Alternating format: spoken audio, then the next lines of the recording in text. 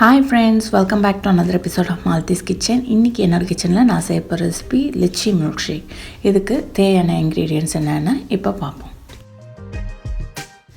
First ஒரு 10லேருந்து 20 lychee சேர்க்க எடுத்துக்கோங்க.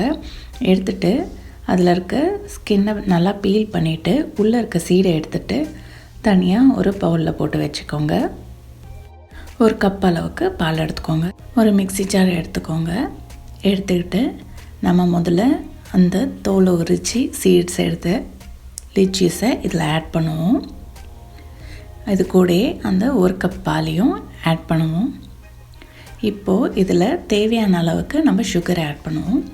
நான் இதில் 3 டீஸ்பூன்ஸ் ஆஃப் சுகர் ஆட் பண்ணியிருக்கேன். அப்புறம் வெண்ணிலா ஐஸ்கிரீம், நான் 2 ஸ்கூப் அளவுக்கு வெண்ணிலா ஐஸ்கிரீம் இதை ஆட் பண்ணிவிட்டு இப்போது நம்ம இதை நல்லா பிளெண்ட் பண்ணி எடுத்துக்க போகிறோம்.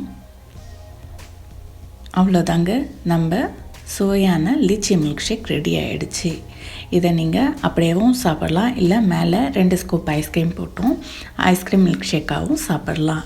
இந்த ரெசிப்பியை கண்டிப்பாக உங்கள் வீட்டில் ட்ரை பண்ணுங்கள். ட்ரை பண்ணிவிட்டு எப்படி இருக்குன்னு சொல்லுங்கள். இந்த சம்மருக்கு சூப்பரான ஒரு மில்க் ஷேக் ரெசிபி உங்களுக்காக. மறக்காமல் இதை வீட்டில் ட்ரை பண்ணிவிட்டு எப்படி இருக்குன்னு கமெண்ட் செக்ஷனில் கமெண்ட் பண்ணுங்கள்.